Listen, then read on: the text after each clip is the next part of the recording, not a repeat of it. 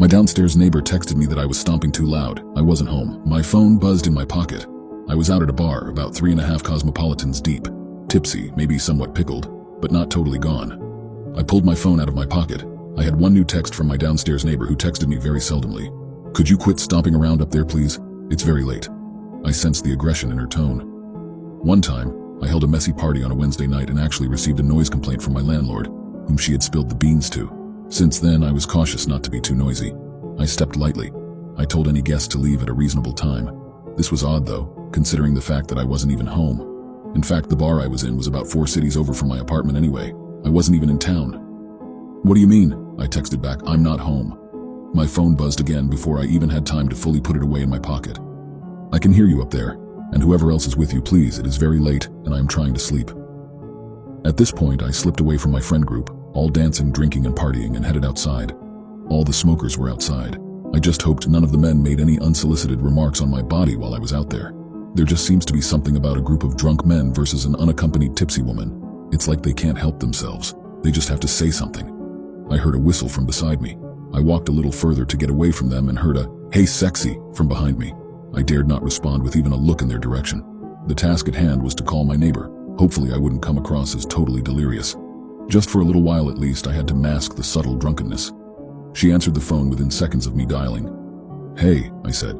"Could you just please quiet down?" she said, obviously frustrated and exhausted. "I'm telling you, really, I'm not home." "Okay, then who is?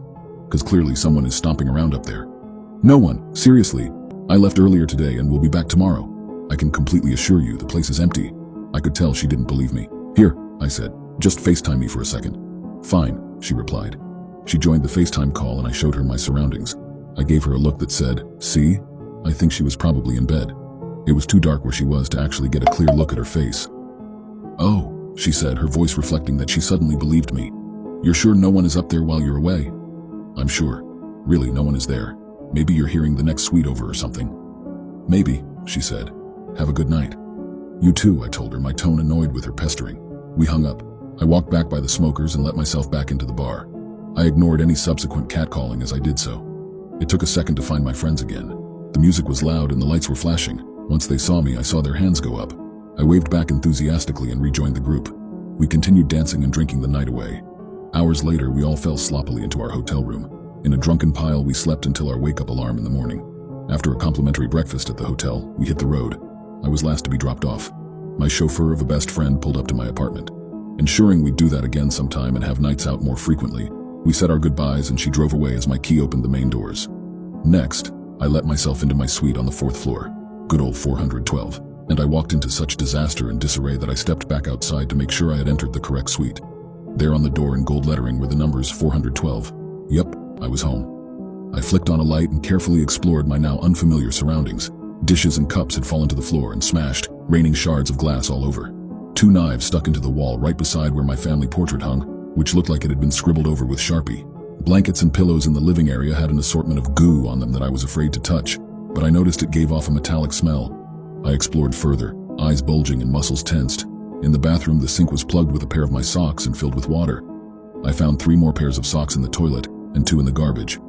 In my bedroom, the final area I had to search, more of that weird goo littered my bed, some of it dripping onto the floor and becoming crusty in the carpet.